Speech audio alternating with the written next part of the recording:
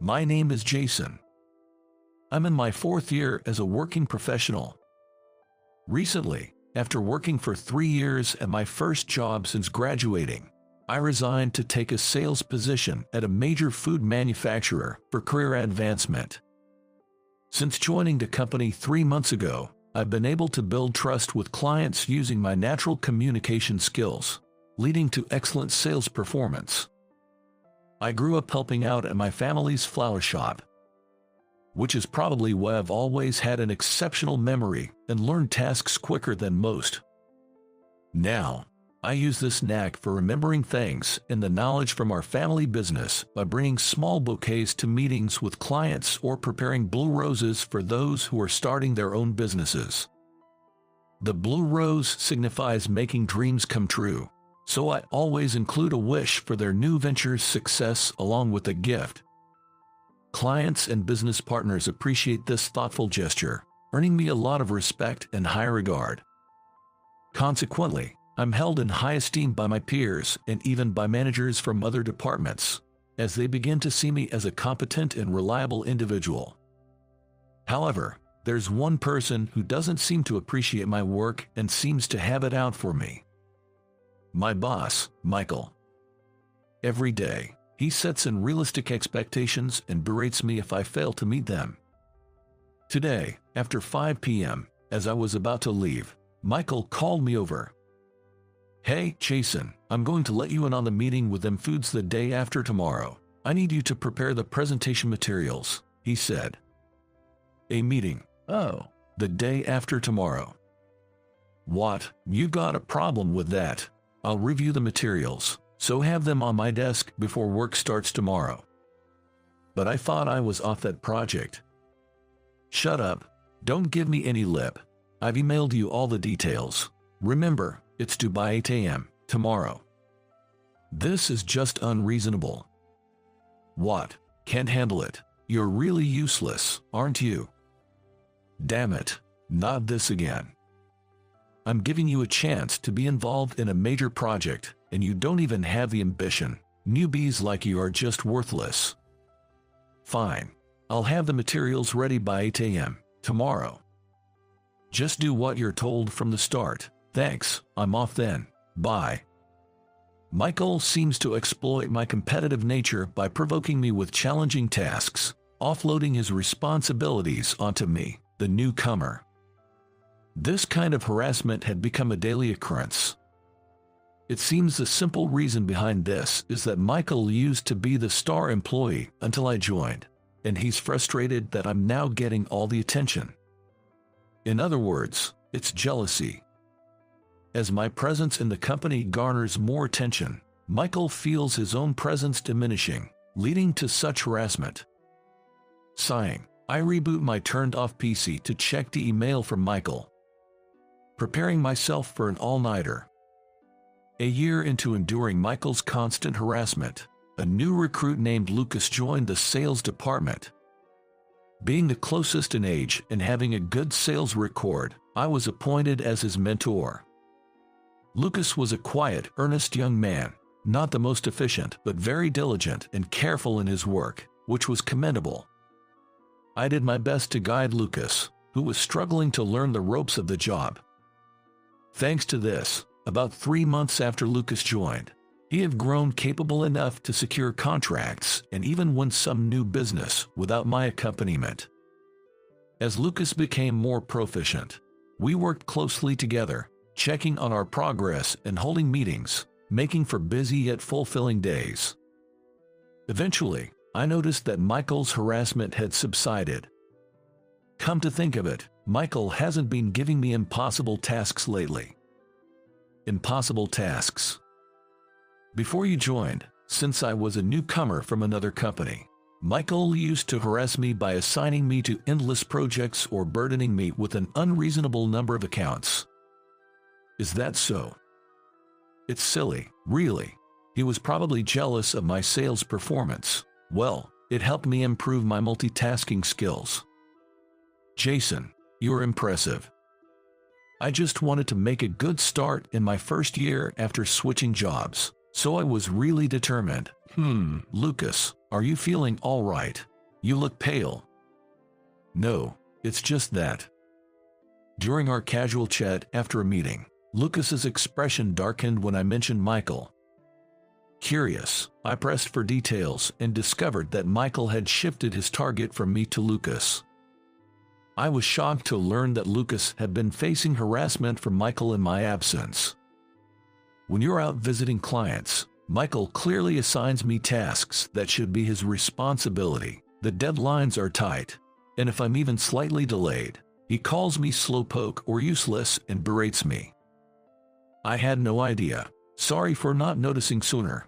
From now on, if you're given an unreasonable workload that exceeds your capacity, please consult with me immediately. Thank you so much. Michael won't listen even if you refuse. He keeps piling on the work, doing who knows what himself. Let's handle this together. And if it gets too much, we can escalate it to someone higher up. Okay. A few days after this conversation, as I began to subtly support Lucas, Michael didn't take kindly to it, and the harassment escalated. The tasks assigned to Lucas started to include those that should have been handled by Michael, who is at a managerial level. Of course, these were tasks that Lucas, still a newcomer, had yet to learn. Michael, displeased that Lucas sought my advice, started to harass us both blatantly, intending to trouble us. Naturally, this meant I had to take on a significant portion of Michael's work that Lucas couldn't handle. Despite being blameless, Lucas felt inferior and guilty towards me. He was thriving and enjoying his work, but being overwhelmed with tasks not meant for him led to an increase in mistakes and a loss of confidence. I couldn't stand the situation and confronted Michael directly while trying my best to support Lucas. Michael, I can't accept the way you're allocating work. What? You two are just too incompetent, so I'm trying to train you. Enough. Both Lucas and I are swamped with our own tasks. This is going to affect our clients as well. That's the problem. You're both too slow. Make sure not to inconvenience our valued clients. Michael dismissed my complaints, leaving the two of us overwhelmed with work. Then, an incident occurred. Hey, Michael, where are the documents for today's meeting? I left that to Lucas. Hey, Lucas, bring the documents, quick. I'm sorry, the documents aren't ready. What? I was counting on you, weren't I? Yes, but I was only assigned this task yesterday evening, and there wasn't enough time. Don't give me excuses. Do you realize how important this meeting is? You're such a useless newcomer. What now? Make sure to submit it to Charles by 11 a.m. Yes, I will. I'm sorry, Charles. My subordinate is slow, causing you trouble. I'll make sure it's done by 11 a.m. All right, I'm counting on you. Of course. It turned out that the documents for a crucial meeting scheduled at 2 p.m. today hadn't been prepared. This was a task originally meant for Michael, which he had dumped on Lucas the previous evening. Smirking, Michael shifted the blame and made excuses to Charles before returning to his desk. Seeing Lucas looking distraught and close to tears, I offered my support. It's okay. We have 2 hours until 11 a.m. We can make it work. Could you handle checking my mails and dealing with urgent estimates while I work on this? Yes, I will. I then worked frantically on the documents. Next to me, Lucas was handling the tasks I'd asked him to do while progressing with his own work, a look of desperation on his face. Even then, Michael passed by Lucas's desk, sneering. Newcomers are really useless, aren't they? Lucas ignored him, but I could tell it was affecting him. Don't mind what Michael says. Let's make sure we succeed. It's going to be okay. Thank you so much, Jason. Focus now. We don't have much time. Yes. Somehow, we managed to complete the documents by 11 a.m. Charles was impressed with the quality of our work, and the afternoon meeting was a success. After the meeting, Charles praised the documents and presentation. By the time we returned to our department, Lucas looked much better, which relieved me. Phew, that was close. Things always seem to work out. Thank you so much for your help. It's my duty as your mentor, but as for Michael, that's enough. I won't let it slide any longer. I'll definitely bring this up during the next performance review. I agree. I won't forgive him either. Huh? It was surprising to see Lucas, who's always been mild-mannered and kind, hardly ever speaking ill of anyone, say I won't forgive him with a sly smile. As we returned to the sales department, Michael approached us with a smirk. What is it this time, Michael? I heard the deal somehow went through. Yes, we've secured the contract, so there's no need for concern. Hey, Lucas, got bailed out by Jason again. Huh, lucky you, but you're still slow, and as a newbie, you're just not cutting it. I've already submitted the lowest possible performance review for you. Wait a minute, Michael. Your behavior lately is unacceptable. Jason, getting a little cocky just because you can do some work. What about you, Lucas? Got nothing to say. What's with that face? Remember, I'm the manager here. You newbies just need to do as I say. And Jason, your defiant attitude will cost you on your performance review too. Don't you think you're being too tyrannical? And what's this about performance reviews? The year-end performance review is still a while away. Isn't it a bit early for that? You regular employees wouldn't know. The company's performance is down. So we're looking for volunteers for early retirement at the mid-year mark. I was compiling a list of candidates for that. As a manager, it's my job to submit the performance reviews of my subordinates to the higher-ups. Both of you, being as incompetent as you are on that list for sure. What did you say? Michael's words made my blood boil instantly. As I was about to retort, Lucas grabbed my hand to stop me. Hey, Lucas, this is just too much. Calm down, Jason. Michael, I understand your point clearly now. Oh, finally got it through your thick skull, did you? Well, enjoy working hard until you get the retirement notice. Smirking, Michael threw out his parting shot and left. A few days after Michael claimed to have submitted the lowest performance reviews for us, President Sullivan decided to visit each department to observe the employees' work. When it was the sales department's turn, President Sullivan arrived, holding the documents Michael had prepared. Mr. Sullivan, we've been expecting you. Thank you, everyone in the sales department. You're the backbone of our company's earnings, and I appreciate your hard work. Today, I'll be observing how you all work. Did you have a chance to look at my performance review documents? I'll introduce you to the employees of the sales department and their evaluations. With that, Michael, looking triumphant, cozied up to President Sullivan to show him around. He followed Michael's lead, conversing with employees and observing their work. I watched nervously as they moved around the department. Glancing at Lucas, I expected him to be disheartened, but to my surprise, he was calm and focused on his work, unaffected by President Sullivan's visit. Eventually, he approached Lucas and me. Sorry to interrupt your work. You're Jason, right? I've heard good things about you. Thank you. It's an honor. I heard you played a crucial role in closing a significant deal recently. The sales manager was praising you. Well, I just did the best I could. Mr. Sullivan, Jason is capable in his work, but his attitude toward superiors needs improvement. Despite my clear instructions, he was late, and even the preparation for that deal had us on edge until the last minute. Oh, that's because I had a lot of tasks to handle. I apologize for any concern I caused you. Jason, your problem is making excuses. Be mindful of that.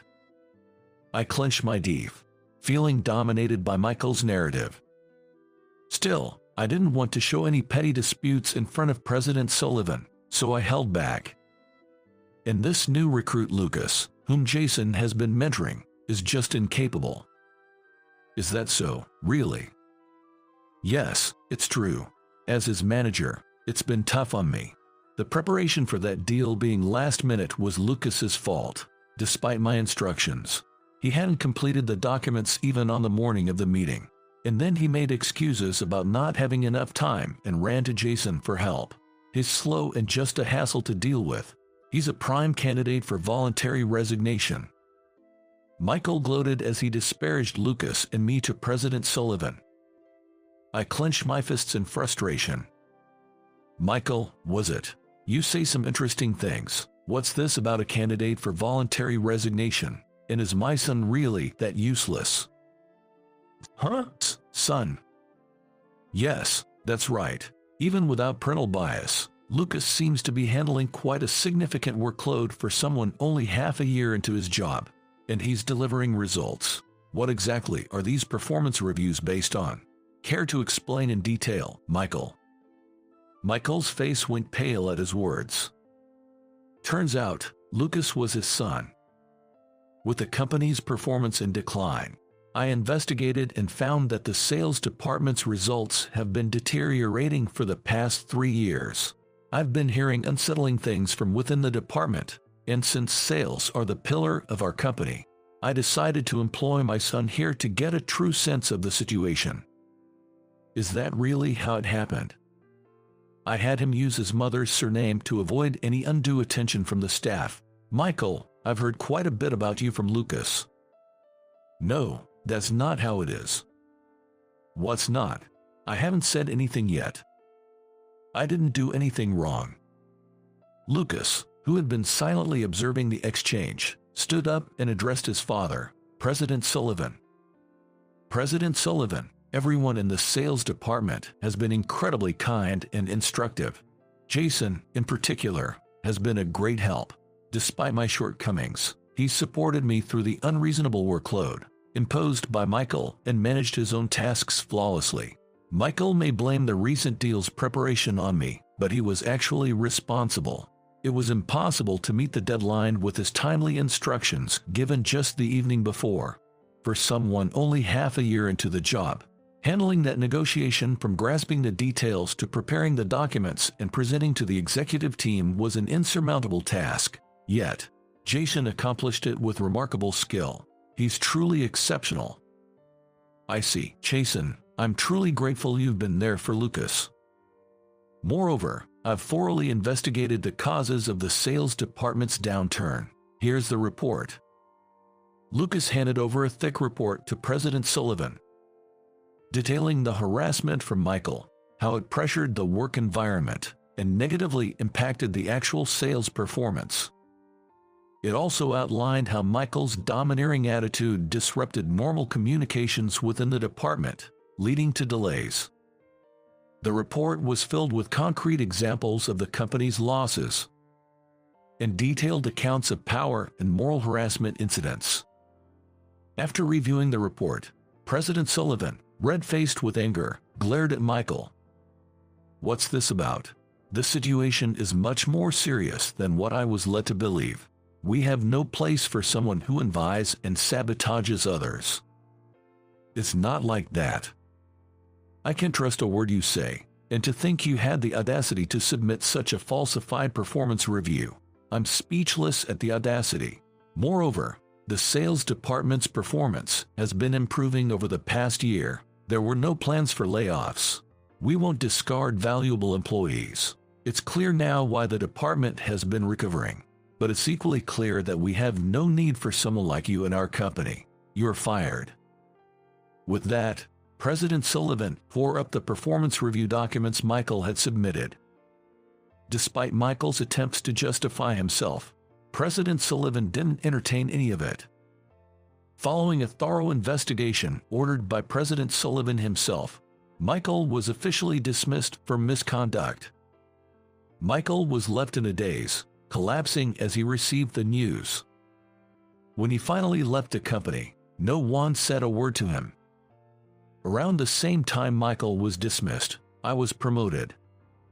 My contribution to the company and my work ethic had been recognized. I was appointed the youngest manager in the department. Congratulations on your promotion, Jason. Thanks, Lucas. I'm glad you're my senior and boss, Jason. With you handling things, even the most challenging tasks turned into successes. I truly admire you. Easy there, you'll make me too proud. But thanks. Did President Sullivan praise me that much during the personnel review? What are you talking about? We don't discuss work at home. I just shared the facts as casual conversation. You've really come a long way, Lucas. Let's keep up the good work together, and if you'd like, maybe you can put this at home. I handed Lucas a small bouquet of dahlias. He joked, shouldn't I be the one giving you flowers? But those flowers represented my gratitude. The dahlia's meaning is gratitude. I resolved to fully leverage the opportunity Lucas had given me and to strive harder in my